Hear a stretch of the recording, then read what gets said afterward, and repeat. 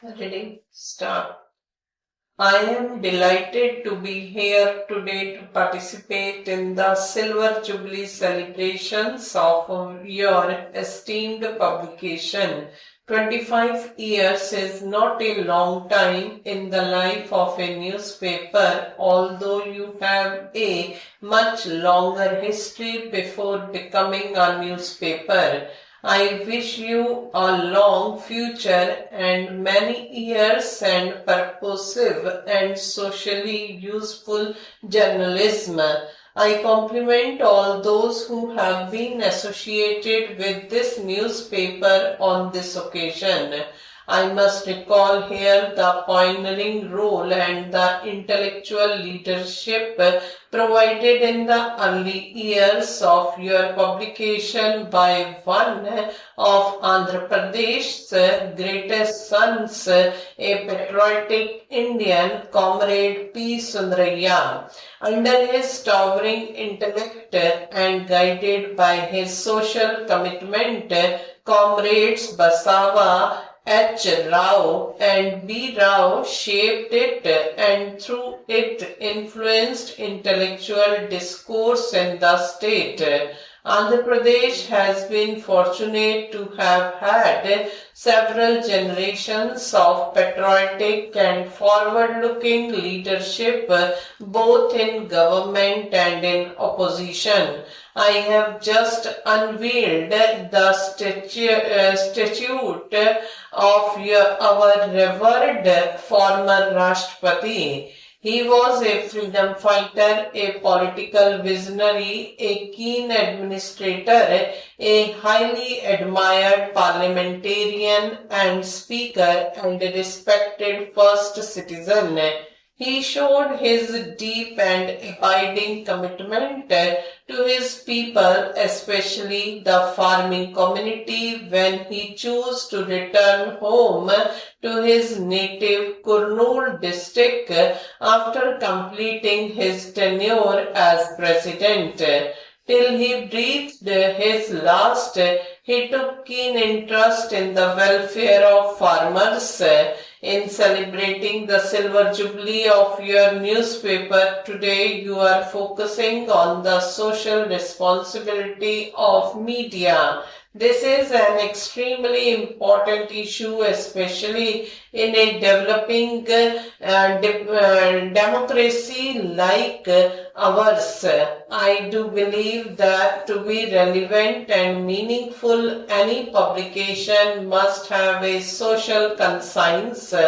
A newspaper without a conscience is like a human being without a soul. As Indians, we should feel proud of our vast, varied and vibrant media. This is a national asset and a pillar of strength for our democracy, which has been made richer by the popularity of our free press. In a diverse nation of 1 billion people, there are bound to be differences in taste and opinion, differences in attitude and ideology, differences in linguistic and political preferences. The plurality of our society is reflected in the diversity of our media. This is the one of the cornerstone of our vibrant democracy as enshrined in our constitution. This is the cardinal pillar that take into account the democratic setup as enshrined in the Constitution of India. As my friend has written in his new book on the argumentative Indian, skepticism and pluralism are two important defining elements of our national culture. The media must be charged by both these characteristics. Secessionism is healthy as long as it does not breed cynicism but contributes to informed debate. Pluralism is intrinsically valuable because it breeds creativity by creating space for a contest of ideas. I am aware that your publication takes a definite political view. That is the role of any publication associated with a political party or movement. Our democracy enables each one of us to hold an opinion and pursue it. Voltaire had said, I may disagree with what you have to say, but I shall defend to the death your right to say it. This is the essence of a liberal democracy. No other political system gives us this liberty. We must recognize this instinct value of democracy and preserve it with care. It is a tribute to our democracy that a partisan publication is in fact given the freedom to be partisan. Although I do regard myself as a liberal in terms of social philosophy, I do recognize that Marxism captures two very important aspects for progress of a nation. Firstly, it attaches great importance to sustained and rapid accumulation of capital, which is absolutely essential for tackling the problem of mass poverty in the framework of a rapidly expanding economy. Secondly, its commitment to social justice, particularly to ensuring that the fruits of growth and shared equitable and that the burden of socio-economic change is not placed disproportionately on the shoulders of those who do not have the necessary ability to bear it. These insights of Marxism must guide and development policy design.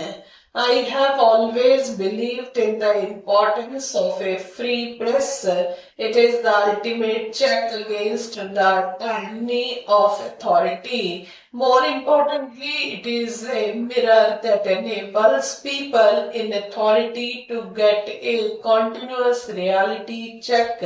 This remains an important role for the media despite the increasing pressures of commercialization. The fact that democratic India could avoid famines, Amartya Sen has suggested, was almost entirely due to the role of the media in sensitizing authorities to the urgency of providing relief. We have seen how the media continues to play this constructive and socially responsible role here in Andhra Pradesh when it altered the government to agricultural distress. Last year, when the tsunami struck our coastal regions, I had said that our free and energetic media is in fact our best early warning system. I do sincerely believe that there is no grievance that cannot be redressed through democratic means. I am delighted to be here today to participate in the Silver Jubilee celebrations of your esteemed publication. 25 years is not a long time in the life of a newspaper, although you have a much longer history before becoming a newspaper. I wish you a long future and many years of purposive and socially useful journalism.